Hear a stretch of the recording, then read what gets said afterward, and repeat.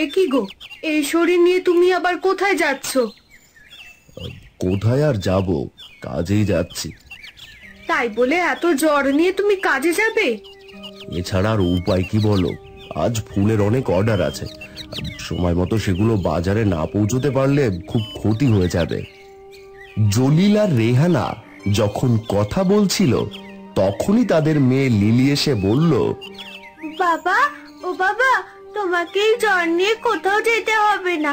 তুমি আমাকে বলো ফুল নিয়ে কোথায় যেতে হবে, আমি ঠিক পৌঁছে দিয়ে আসবো।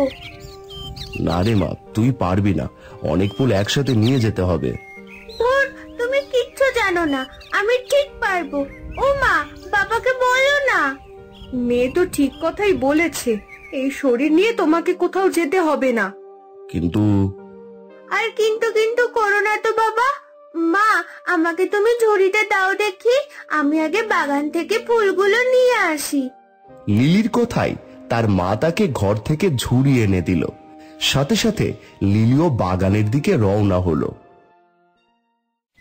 আরে বাস, এবার তো দেখছি বাগান একদম ফুলে ফুলে ভরে গেছে। ইস, চারপাশটা কি সুন্দর লাগছে। যাকে, দেরি না করে চটপট ফুলগুলো তুলে ফেলি। এইভাবে লিলি তাড়াতাড়ি ফুল তুলতে শুরু করলো। ঠিক তখনই একটা অদ্ভুত শব্দ তার কানে ভেসে আসলো। এ কি, এ আবার কেমন শব্দ? মনে হচ্ছে কোনো পাখির ডাক। এরপর লিলি এদিক ওদিক তাকাতেই হঠাৎ তার চোখ গিয়ে পড়ল মাটিতে পড়ে থাকা একটা রক্তাক্ত রূপালী পাখির দিকে। আশ্চর্য, এমন অদ্ভুত রূপালী রঙের পাখি আমি তো এর আগে কখনো দেখিনি। ঠিক মনে হচ্ছে রূপার তৈরি। আহারে, মনে হয় পাখিটা খুব ব্যথা পেয়েছে। এই বলে লিলি রক্তাক্ত পাখিটাকে হাতে তুলে নিল। সাথে সাথে চারপাশটা রূপালী আলোয় ঝলমল করে উঠল। কি রে লিলি, তোর ফুল তোলা হলো? আরে মা, তুমি এখানে? হ্যাঁ রে, তোর বাবা আমাকে পাঠালো, বললো এত ফুল তুই একা তুলতে পারবি না। এ কি, ওটা আবার কি তোর হাতে? দেখো না মা, এই পাখিটা এখানে পড়েছিল, মনে হয় ওর পাখাটা ভেঙে গেছে। ও মা, ওকে আমি বাড়ি নিয়ে যাই। এত কাজ পড়ে আছে আর তোর যত আজগুবি বায়না, সময় মতো বাজারে ফুলগুলো পৌঁছাতে না পারলে একদম কেলেঙ্কারি হয়ে যাবে। তুমি একদম চিন্তা করো না মা, আমি ঠিক সময়ে সব ফুল পৌঁছে দেব। তুমি শুধু বলো, পাখিটাকে বাড়ি নিয়ে যাবার অনুমতি দাও। মেয়ের কথায় রেহানা বিরক্তি সুরে বলল, তোর যা ইচ্ছা তাই কর, যত সব ছেলে মানুষই। কি মজা, আমার লক্ষ্মী মা। এরপর লিলি আর তার মা আবারও বাগানে ফুল তুলতে লাগলো। যা মা, এবার তাড়াতাড়ি ফুলগুলো দিয়ে আয়, আমি বরং বাড়িতে গিয়ে রান্না বান্না করি। আচ্ছা মা।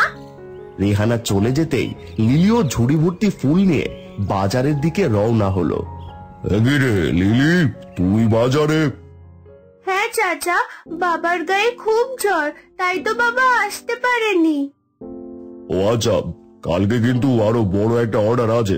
তোর বাবা যদি না পারে তাহলে তো কাজটা অন্য কাউকে দিতে হবে।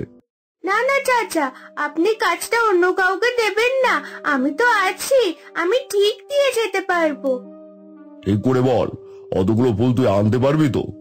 হ্যাঁ চাচা, অবশ্যই পারবো। বেশ, তাহলে ওই কথাই রইলো। আর এই ধর তোর বাবার আজকের টাকা। এরপর মহাজন লিলির হাতে টাকাগুলো বুঝিয়ে দিল, আর লিলিও খুশি হয়ে বাড়ির দিকে রওনা হলো। আরে, তোর পাখাটা বোধহয় খুব ব্যথা করছে, তাই না? চিন্তা করিস না, বাড়িতে গিয়ে আমি তোকে ওষুধ লাগিয়ে দেব। লিলির কথা শুনে রূপালী পাখিটা তার পাখা নাড়াতে লাগলো। এরপর লিলি পাখিটাকে নিয়ে বাড়িতে ফিরে গেল। হ্যাঁ গো গিন্নি, মেয়েটা তো এখনো ফিরলো না, আমার যে খুব চিন্তা হচ্ছে এবার। অত চিন্তা করো না তো, আমাদের মেয়ের অনেক বুদ্ধি, ও ঠিক সময় ফিরে আসবে। তবুও চিন্তা হয় গিন্নি, মেয়েটা তো বড় হচ্ছে। জলিল একথা বলা মাত্রই লিলি সেখানে এসে বলল, এই দেখো বাবা, আমি চলে এসেছি, আমায় নিয়ে শুধু শুধু চিন্তা করো না তো।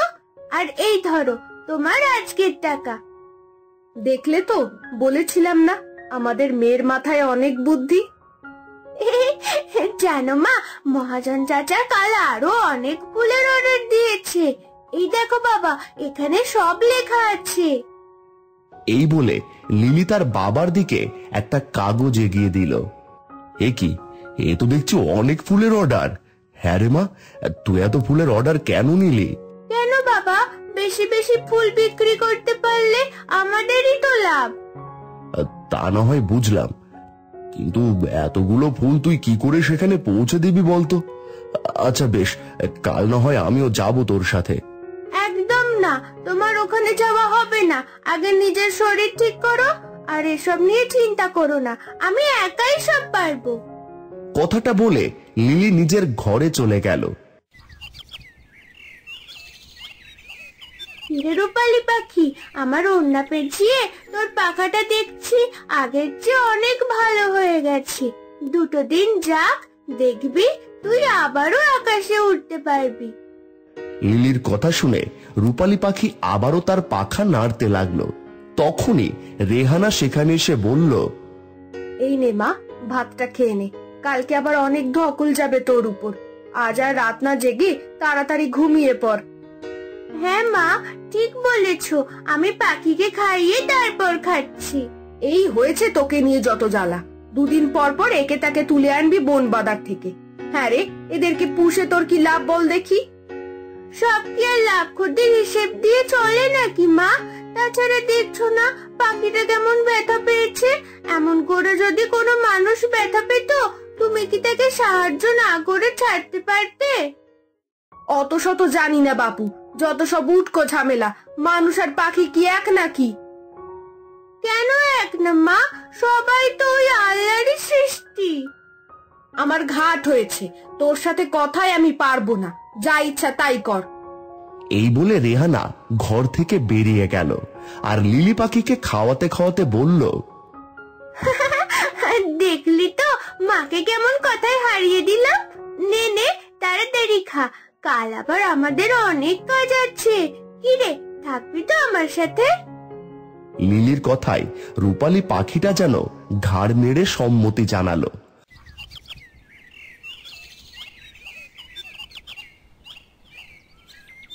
পরদিন সকাল হতেই লিলি পৌঁছে গেল ফুলের বাগানে। নে, তুই এখানে বস, আমি বরং চটপট ফুলগুলো তুলে ফেলি। এরপর লিলি ফুল তুলতে শুরু করলো। একটা সময় তার সব ঝুড়ি ফুলে ভরে গেল। এই যা, ফুল না হয় তুললাম, কিন্তু এত ফুল আমি বাজারে কিভাবে নিয়ে যাব? তাহলে কি সময় মতো ফুলগুলো পৌঁছাতে পারবো না? লিলি যখন একা একা এসব কথা বলছিল, তখনই অদ্ভুতভাবে একটা আওয়াজ শোনা গেল। ভয় পেও না লিলি, আমি তোমায় সাহায্য করব।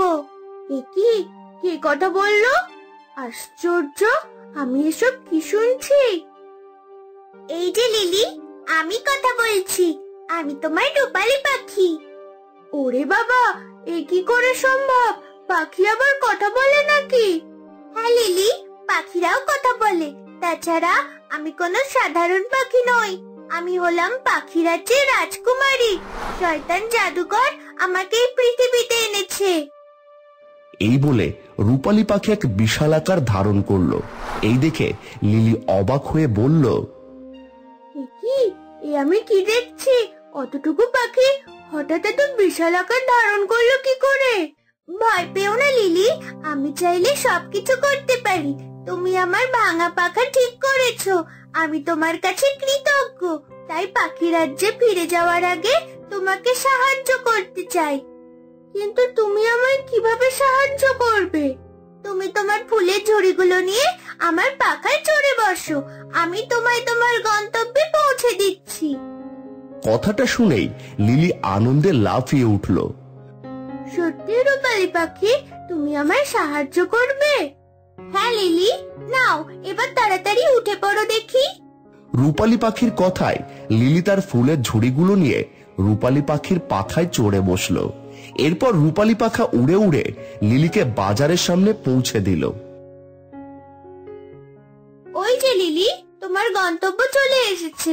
আমি ওখানে এই শরীরে যেতে পারবো না, নইলে মানুষেরা আমায় দেখে ভয় পাবে। এই বলে রূপালী পাখি আবারও তার আগের ছোট রূপ ধারণ করলো। সত্যি রূপালী পাখি, তুমি না থাকলে আমি হয়তো আজ এই ফুলগুলো সময় মতো এখানে আনতেই পারতাম না। ধন্যবাদ দিও না লিলি, তুমি অনেক ভালো একটি মেয়ে। তোমার মন ফুলের মতো পবিত্র। কোনো স্বার্থ ছাড়াই তুমিও আমাকে সাহায্য করেছো। এবার চলো, মহাজনকে ফুলগুলো পৌঁছে দিয়ে এসো। হ্যাঁ, তাই চলো। এরপর লিলি একটি একটি করে ফুলের ঝুড়ি মহাজনের কাছে পৌঁছে দিল। আরে বাস, এতগুলো ফুল তুই একাই নিয়ে এলি? হ্যাঁ মহাজন চাচা, বাবা অসুস্থ, তাই আমাকে তো এটুকু করতেই হবে। সত্যি রে লিলি, তুই তোর বাবার খুব লক্ষ্মী মেয়ে। তোর বাবা কখনো একা এত ফুলের অর্ডার নেওয়ার সাহস পায়নি, অথচ আজ তুই সেটা করে দেখালি। ধন্যবাদ মহাজন চাচা। এই ধর তোর আজকের টাকা, আর সাথে এটা তোর বকশিস। কিন্তু চাচা।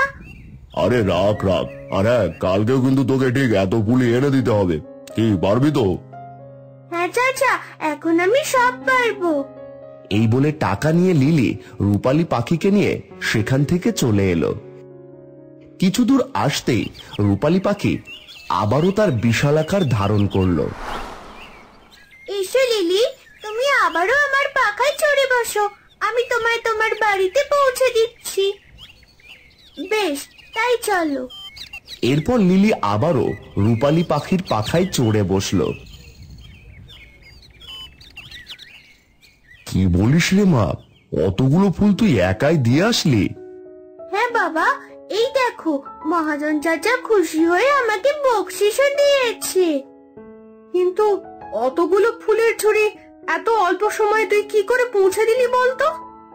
শোনো মা, কাউকে সাহায্য করলে উপরওয়ালা খুশি হয়, আর আমাদের বিপদে উপরওয়ালাও তাই কোনো না কোনো অছিলায় আমাদেরকে সাহায্য করে। কি বলছিস? কিছুই তো বুঝতে পারছি না। জানো মা, এই যে রূপালী পাখি, ও কথা বলতে পারে। শুধু তাই না, সময়ে সময়ে নিজের আকারও বদলাতে পারে। আর আজকে তো ওই আমাকে ওর পাখায় চড়িয়ে ওখানে পৌঁছে দিয়েছে।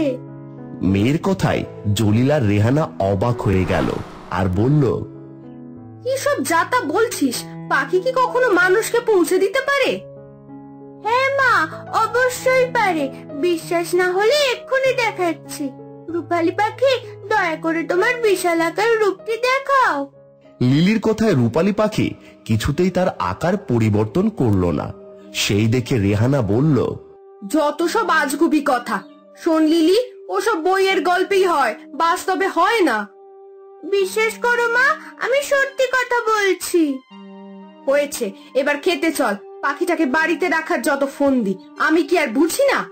আহা, ও যখন রাখতে চাইছে তখন রাখুক না, যাবা খেয়ে নে। লিলি মন খারাপ করে রূপালী পাখিকে ঘরে নিয়ে গেল, আর সেখানে যেতেই রূপালী পাখি বিশাল আকার ধারণ করলো। কি, তুমি এখন কেন নিজের রূপ বদলালে? ওখানে তো ঠিক আমাকে সবার সামনে মিথ্যাবাদী বানালে। আসলে লিলি, আমাকে ক্ষমা করো। আমি চাইলেও সবাইকে নিজের আসল চেহারা দেখাতে পারবো না, এতে আমার ক্ষতি হবে। সে কি? কিন্তু কেন? আসলে এক শয়তান জাদুকর জাদু করে আমাকে আমার রাজ্য থেকে নিয়ে এসেছে। এরপর আমার পাখা ভেঙে তোমাদের বাগানে রেখে গেছে। আহারে, কিন্তু এখন তুমি কি করে তোমার রাজ্যে ফিরবে? তাহলে শোনো, ওই শয়তান জাদুকর 7 দিন পর আবার এখানে আসবে। তারপর আমাকে ওর গুহায় নিয়ে যাবে। কিন্তু তার আগেই আমাকে আমার রাজ্যে ফিরে যেতে হবে। কিন্তু যদি বেশি মানুষ আমাকে দেখে ফেলে, তাহলে এই ঘটনা ওই জাদুকরের কানেও পৌঁছে যাবে। ও, এবার বুঝেছি। আসলে আমি না বুঝে সবার সামনে তোমাকে নিজের চেহারায় আসতে বলেছিলাম। তুমিও আমাকে ক্ষমা করো। কিন্তু এবার বলো দেখি, তুমি কি করে তোমার রাজ্যে ফেরত যাবে? তাহলে শোনো, তোমাদের ফুল বাগানের পেছনে যে পুকুরটা আছে, সেখানেই শয়তান জাদুকর আমার জাদুদণ্ড লুকিয়ে রেখেছে। একমাত্র ওই জাদুদণ্ডের সাহায্যে আমি আমার রাজ্যে ফেরত যেতে পারবো। ও, এই কথা? এটা তো তোমার কাছে কোনো ব্যাপারই না। এক্ষুনি গিয়ে পুকুর থেকে জাদুদণ্ড নিয়ে এসো। না লিলি, এটা অতটাও সোজা না। আসলে ওই পুকুরে একমাত্র মানুষ ছাড়া কেউ যেতে পারবে না। তাই আমি তোমাকে অনুরোধ করছি, দয়া করে আমার জাদুদণ্ড আমায় এনে দাও। ছি ছি রূপালী পাখি, এভাবে কেন বলছো? আমি নিশ্চয়ই তোমাকে সাহায্য করব। কাল সকালে মহাজন চাচার ফুল পৌঁছে দিয়েই আমি তোমাকে তোমার জাদুদণ্ড ফিরিয়ে দেব। ধন্যবাদ লিলি, তুমি সত্যিই খুব ভালো মেয়ে। পরদিন সকালেও রূপালী পাখি তার বিশাল পাখায় চড়িয়ে লিলিকে বাজারে পৌঁছে দেয়, আর লিলিও সময় মতো মহাজনকে সব ফুল পৌঁছে দেয়। এই নিন চাচা, আপনার বলা মতো সব ফুল এখানে আছে। বেশ বেশ, সত্যি এই বয়সে তুই খুব কাজের মেয়ে হয়েছিস। তা তোর বাবার শরীর কেমন এখন? ধন্যবাদ চাচা, উপরওয়ালার রহমতে বাবা এখন সুস্থ। আশা করি কাল থেকে বাবাই কাজে আসতে পারবে। তাহলে তো ভালোই হলো। এই ধর তোর টাকা। টাকা নিয়ে লিলি আবারও রূপালী পাখির পাখাতে চড়ে পৌঁছে গেল সেই পুকুরের পাড়ে। তুমি একদম চিন্তা করো না রূপালী পাখি, আমি নিশ্চয়ই তোমার জাদুদণ্ড খুঁজে দেব। ধন্যবাদ লিলি, যা করার আমাদেরকে তাড়াতাড়ি করতে হবে। এরপর লিলি তাড়াতাড়ি পুকুরে ডুব দিয়ে এদিক ওদিক খুঁজতে শুরু করলো, কিন্তু অনেক খোঁজার পরেও সে কিছুতেই জাদুদণ্ড খুঁজে পেল না। হায় উপরওয়ালা, এবার কি হবে? আমি তো কিছুতেই জাদুদণ্ড খুঁজে পাচ্ছি না। সবই আমার কপাল। তুমি কি করবে বলো? মনে হয় আমি আর কখনোই আমার রাজ্যে ফিরে যেতে পারবো না। একথা বলেই রূপালী পাখি কাঁদতে লাগলো, আর সাথে সাথে তার চোখের কান্নাগুলো মুক্ত হয়ে পুকুরে ঝরে পড়ছিল। আর একসময় সেই মুক্তগুলো ভেসে ভেসে একটা দিকে এগিয়ে যেতে লাগলো। এ কি, এই মুক্তগুলো কোথায় যাচ্ছে? আশ্চর্য, আমাকে দেখতেই হবে। এই বলে লিলি আবারও পুকুরে ডুব দিল, আর তখনই তার চোখ গিয়ে পড়ল রূপালী আলোয় ঝলমল করা এক জাদুদণ্ডের দিকে। এই তো সেই জাদুদণ্ড। এরপর লিলি জাদুদণ্ডটা নিয়ে উপরে উঠে এলো। দেখো তো রূপালী পাখি, এটাই তোমার জাদুদণ্ড কিনা? এই তো আমার জাদুদণ্ড। ধন্যবাদ লিলি, তোমাকে অসংখ্য ধন্যবাদ। আজ তোমার কারণে আমি আবারও আমার রাজ্যে ফিরে যেতে পারবো। এই বলে রূপালী পাখি তার পাখা দিয়ে লিলিকে জড়িয়ে ধরল। কি যে বলো না, এটা তো আমার কর্তব্য। সে তুমি যাই বলো, তোমার এই উপকার আমি কখনোই ভুলবো না। এই বলে রূপালী পাখি তার পাখা থেকে কিছু রূপোর পালক লিলির দিকে এগিয়ে দিয়ে বলল, এই নাও লিলি, এগুলো তোমার উপহার। কিন্তু কোনো কিন্তু করো না, একজন বন্ধু হয়ে আমি তোমাকে এই উপহার দিলাম। এবার আমার ফিরে যাওয়ার পালা, তবে আমি আবারও আসবো। আমিও তোমাকে মনে রাখবো রূপালী পাখি। লিলিকে বিদায় জানিয়ে রূপালী পাখি তার জাদুদণ্ডকে বলল, জাদুদণ্ড নিয়ে চলো নিজের রাজ্যে। বিদায় লিলি, ভালো থেকো। এরপর রূপালী পাখি উড়ে উড়ে অবশেষে মিলিয়ে গেল আকাশে, আর লিলিও ফিরে গেল নিজের বাড়িতে।